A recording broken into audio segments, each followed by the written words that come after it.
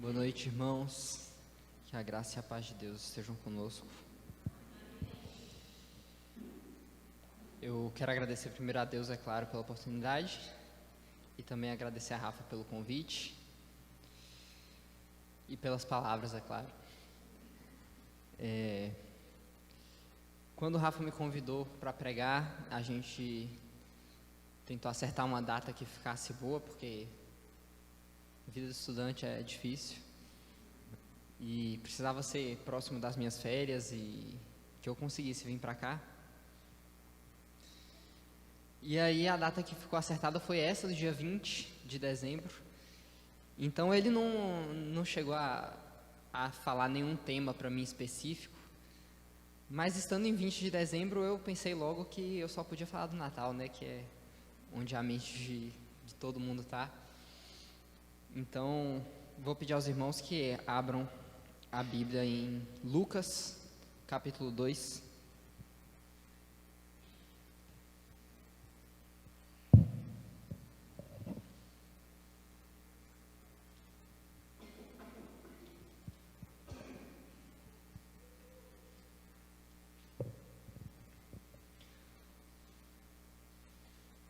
Vamos ler dos versos 1 ao 7.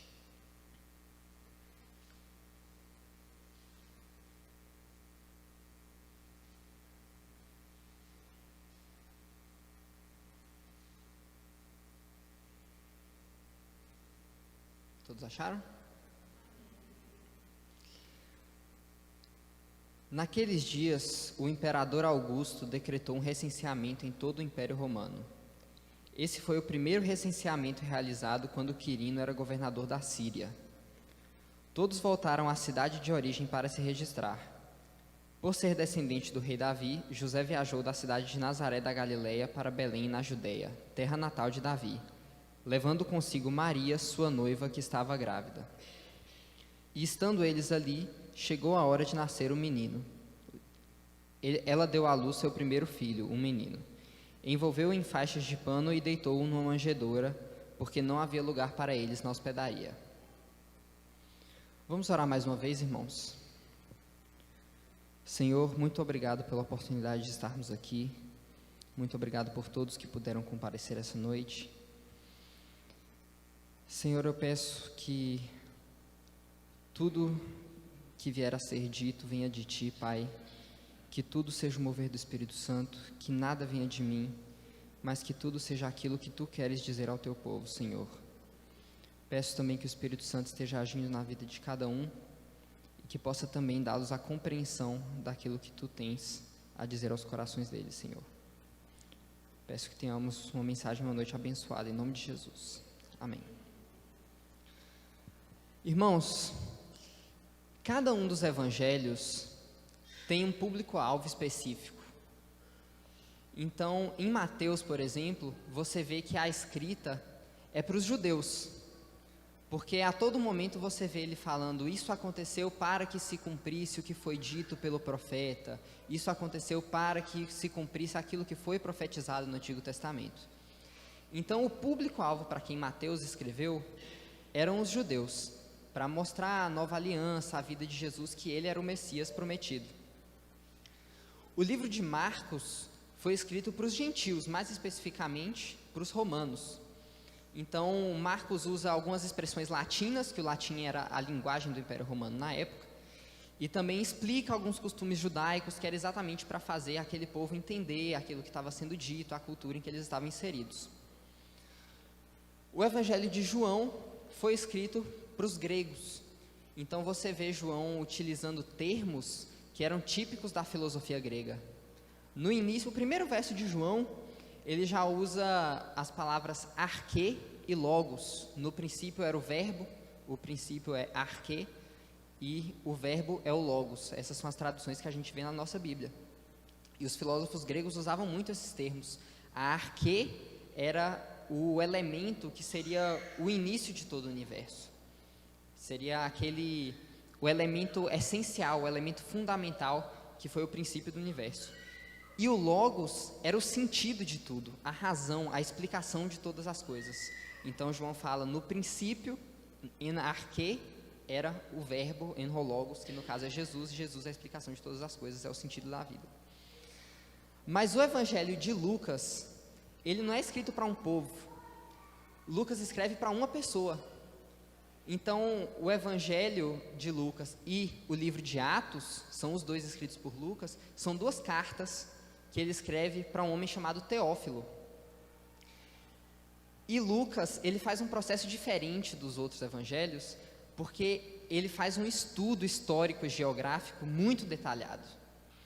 Porque ele quer passar as informações precisas para Teófilo entender tudo o que estava acontecendo, para ele entender o contexto de tudo que estava acontecendo, e inclusive os pontos de referência ele usa nessas cartas que ele escreve. Então, em Atos e em Lucas, nós temos o melhor retrato histórico e geográfico da vida de Jesus e da igreja primitiva. Essas cartas até hoje são examinadas por historiadores e todos eles ficam impressionados com a precisão histórica, porque realmente eles olham aquilo e eles falam, não, realmente, esse era um monumento que existia nesse lugar, nessa época, e é precisa a informação de Lucas. Esse era um governante que estava governando esse lugar nessa época, tudo certo.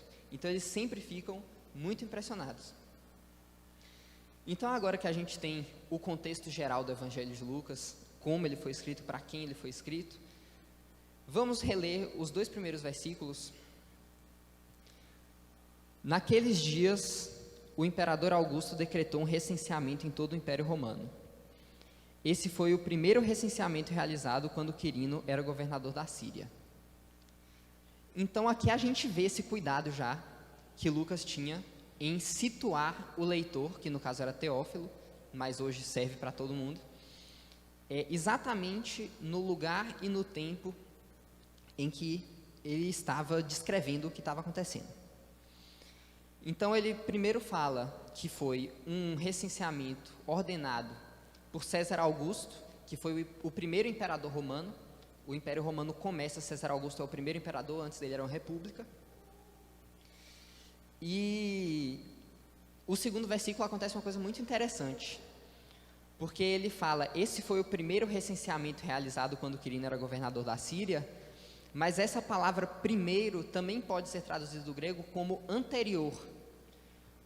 Por que é importante esse detalhe? Porque em Atos, Lucas também fala de um censo que aconteceu quando Quirino era governador da Síria, que foi um censo que ficou muito conhecido, porque ele foi um censo que deu um monte de problema. Então, ser o primeiro censo de Quirino, ou ser um censo anterior a Quirino ser governador da Síria, alguma das duas traduções é a mais adequada, é um fato importante, porque é para dizer, esse não foi aquele censo. Porque aquele censo de Atos, que ficou muito conhecido, aconteceu por volta do ano 6 depois de Cristo. E esse censo aqui aconteceu em algum lugar entre 6 antes de Cristo e 4 antes de Cristo, porque aconteceu na época do nascimento de Jesus, que foi por volta de 5, 4 antes de Cristo. A gente coloca o ano 0 no nascimento de Cristo, mas na verdade é uma data aproximada, porque a gente sabe que Herodes, o imperador Herodes, morreu em 4 antes de Cristo, e Jesus nasceu durante o reinado dele. Então nasceu ali perto de 6, 5, 4 antes de Cristo. Então é para ele situar bem, esse censo aqui não é aquele de Atos, é um censo diferente. Então a gente vê de novo o cuidado que Lucas tem com história e geografia. A gente pode continuar agora nos próximos 3 versos desse texto, que a gente compreendeu esse contexto histórico. Todos voltaram à cidade de origem para se registrar. Por ser descendente do rei Davi, José viajou da cidade de Nazaré, da Galileia, para Belém, na Judeia, terra natal de Davi, levando consigo Maria, sua noiva, que estava grávida. Então, por causa desse censo ordenado por César Augusto, José teve que voltar para a cidade da sua família. Todos tinham que voltar para a cidade de sua família, e José teve que voltar para Belém, que era a cidade de Davi. O censo é uma contagem da população, né, para organizar melhor os assuntos do império, saber quantas pessoas tem em cada lugar. Então, para ficar mais organizado, as pessoas tinham que voltar para a cidade natal de suas famílias. É muito importante o ponto que José volta para Belém, que era a cidade de Davi, porque estava profetizado que Jesus seria da linhagem de Davi. Então, mesmo que Lucas não dê esse enfoque que Mateus dá, falando isso aconteceu para que se cumprisse o que foi dito pelos profetas, ainda assim você vê na narrativa historicamente detalhada e apegada à história de Lucas, que as profecias estavam se cumprindo, desde o início, desde o nascimento de Jesus. Então, mais um detalhe importante é que Maria foi junto com José. Por quê? Por causa do que é dito no próximo versículo. E estando eles ali, chegou a hora de nascer o bebê. A cidade de Belém também era a cidade profetizada para Jesus nascer. Além dele ser da linhagem de Davi, a profecia era que ele nascesse na cidade de Belém. Então, a narrativa de Lucas também deixa claro outra coisa, que não foi algo planejado por José e Maria. A gente vai para Belém para que esse menino nasça lá, porque aquele é o lugar da promessa que está no Antigo Testamento. Não. Por quê? Se hoje a gente não tem muita noção de quando um parto normal vai acontecer, a gente não consegue ter uma data específica, imagina naquela época, sem tecnologia, sem nada. Não tinha como eles pensarem assim, logo antes de Jesus nascer, vamos para Belém, para ele nascer na cidade da profecia. Então, além disso, a viagem de Nazaré para Belém durava mais ou menos 3 dias. Eram aproximadamente 145 quilômetros. E na época tinha que ir a pé, de jumento, enfim. Então seria uma loucura completa eles saírem perto do nascimento do bebê para irem para essa outra cidade. Isso aconteceu porque foi necessário.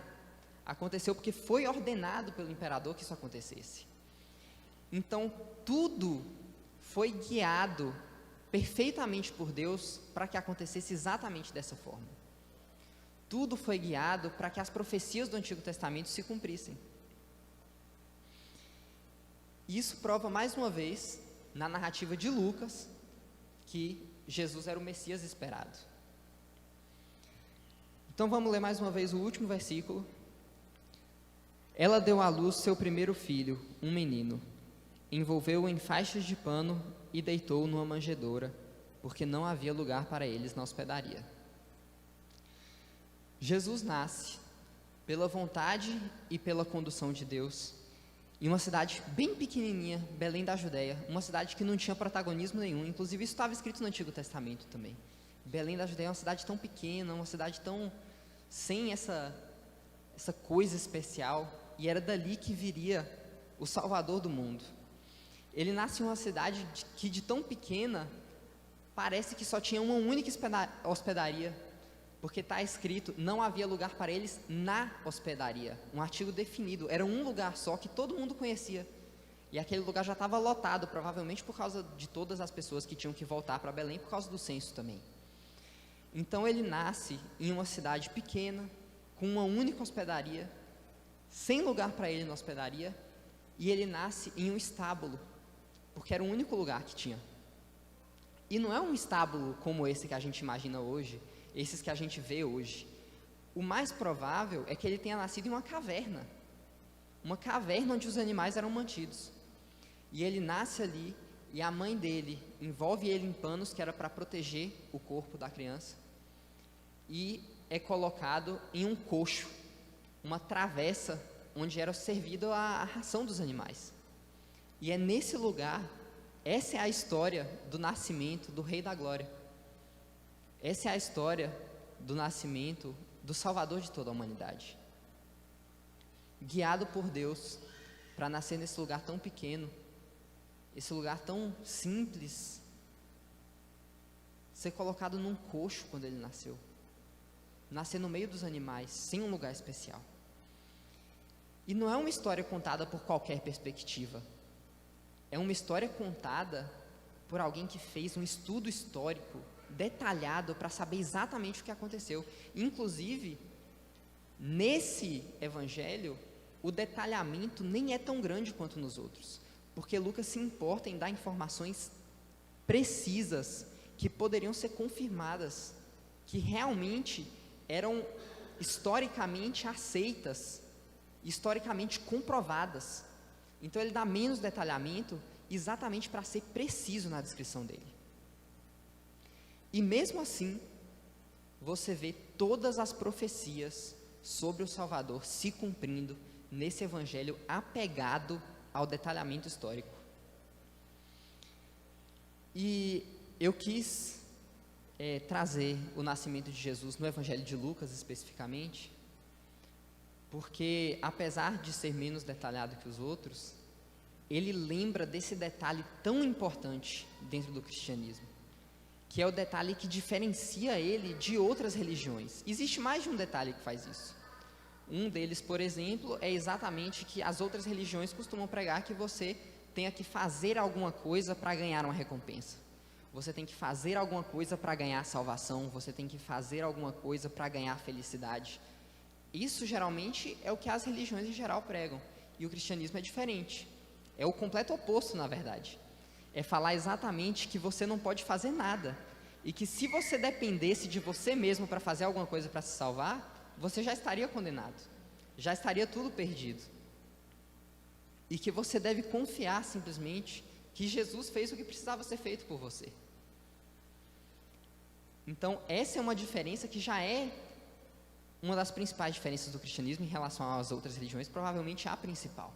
Exatamente, não confiar em si mesmo, saber que você é incapaz e que você deve depositar simplesmente em Cristo toda a esperança, porque a salvação pertence ao Senhor. Tem também um versículo em Jonas que diz isso: a salvação pertence ao Senhor. Ele não divide a glória dele com ninguém. Então a gente aceita que a salvação vem dele e que nada pode ser feito por nós para alcançar a salvação. Mas a outra diferença que fica mais evidente em Lucas é exatamente que o cristianismo é um fato histórico diferente de outras religiões, porque é pregado que em várias fés diferentes é pregado que um Deus tomou uma forma humana, viveu entre os seres humanos, fez obras entre os seres humanos. Isso existe em várias religiões, mas nenhuma tem a confirmação histórica que o cristianismo tem. E em Lucas é onde isso fica mais claro. É onde os historiadores, os pesquisadores, os estudiosos todos vão e falam: realmente, toda a descrição histórica faz sentido. Toda a descrição histórica está certa, que inclusive é uma das coisas que dão ao cristianismo mais razão.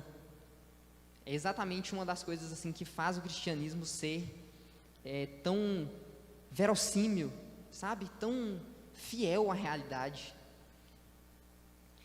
E além de Lucas, também outros historiadores, não só bíblicos e não só cristãos, também confirmam a existência de Jesus.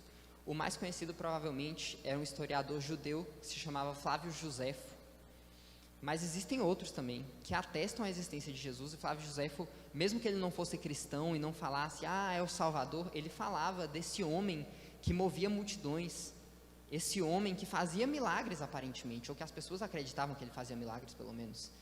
Então é uma fé muito histórica, é uma fé com muita comprovação. E alguns anos atrás, um psicólogo muito conhecido, chamado Jordan Peterson, ele falou sobre isso em uma transmissão ao vivo. Ele era ateu antigamente, mas hoje ele é cristão. Depois de muito tempo, assim, que quando você acompanhava ele, parecia que você via ele lutando com Deus, sabe? Parecia que você via ele lutando com a verdade, assim, e hoje ele finalmente se declara como cristão. E ele falou nessa transmissão ao vivo como muitas religiões tinham essa história de deuses ou criaturas mitológicas que se tornavam humanos, mas que o cristianismo tinha esse diferencial, que Jesus realmente existiu. Os outros homens todos que declaravam ser Deus não têm comprovação histórica.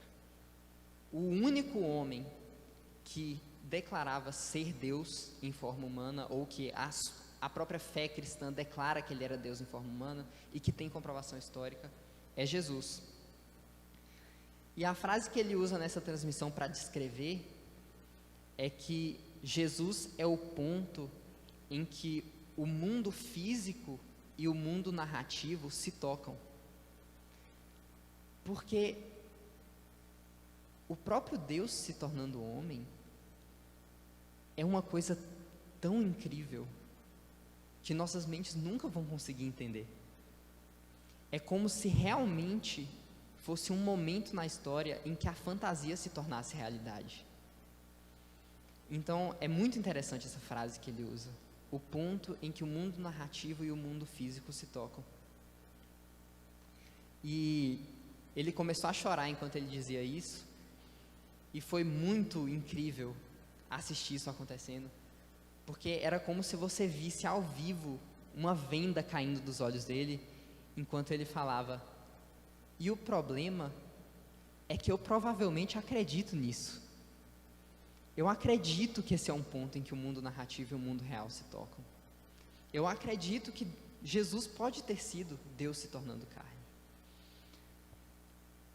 E foi incrível ver isso acontecendo assim, porque realmente foi muito tempo vendo ele brigando com a realidade, até que ele finalmente, parece que foi esse o momento.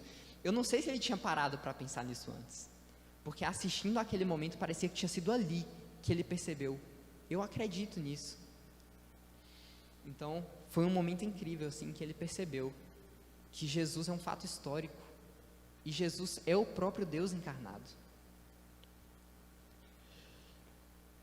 Então, chegando à conclusão, irmãos, dessa breve reflexão, o que eu quero dizer é que o Natal não é uma festa qualquer. Porque a história toda contada na Bíblia gera um grande dilema, que é o maior dilema de todas as Escrituras, é o que o Paul Washer diz, que é um missionário e teólogo batista muito conhecido. Ele diz: esse é o maior dilema de todas as Escrituras. Como que isso vai ser resolvido? Que é, como um Deus justo pode salvar uma humanidade injusta e continuar sendo justo? Como ele pode salvar pessoas que ofendem a dignidade de Deus todos os dias, se elas merecem a condenação eterna? Como que ele pode continuar sendo justo fazendo isso? E o Natal é a resposta para esse dilema. Porque é o momento em que esse próprio Deus, um ser santo, um ser absolutamente justo, se torna um de nós. É o momento em que Deus se faz homem para sofrer a punição que nós merecíamos. O nascimento de Jesus, o próprio nascimento, já é um chamado para o arrependimento. Porque ele já aponta para um sacrifício que vai ser feito. Ele já é o momento em que Deus fala: esse é o Cordeiro perfeito. Todos os sacrifícios do Antigo Testamento eram coisas provisórias, e em Hebreus é até dito que o sangue dos cordeiros não é capaz de purificar os pecados. Este é o Cordeiro que foi morto desde a fundação do mundo, antes da fundação do mundo, porque ele é o único que é capaz de dar salvação. Então esse é o momento em que Deus fala: esse é o Cordeiro perfeito, é o Cordeiro que tira os pecados do mundo, como João Batista disse. Então, o próprio nascimento de Cristo já é um chamado ao arrependimento, porque é quando Deus diz: esse é o Cordeiro que tira o pecado do mundo. Arrependam-se, porque Ele é quem vai tirar o seu pecado. Cristo é o único caminho para a nossa salvação, irmãos. O único sacrifício que precisava ser feito. O único que era capaz de sofrer o que nós merecíamos sofrer. De pagar o preço pelo meu pecado e pelo seu pecado. Ele é o único caminho. Então vamos orar mais uma vez, irmãos. Senhor, te agradecemos, Pai, por esse momento que tivemos. Te agradeço pela oportunidade, pela tua condução, Senhor, ao longo de todo esse tempo, preparando essa mensagem. Muito obrigado pela oportunidade de estar aqui. E, Senhor, peço que sempre, em todas as nossas vidas, sejamos guiados pelo Espírito Santo, sejamos capacitados por Ti, Pai, porque sabemos que nada de bom pode vir de nós. Sabemos que nós não somos capazes de nenhum bem e que precisamos de Cristo, Pai. Que o Espírito Santo seja mais forte em nós do que nós mesmos, Senhor, e que nós não vivamos mais, mas que Cristo vive em nós. Tu és o Deus da nossa salvação, Pai. E Cristo, sabemos que é o nosso único caminho e o único que pode nos levar a essa salvação e a vida eterna contigo, porque Ele pagou o preço que nós merecemos pagar. Em nome de Jesus. Amém.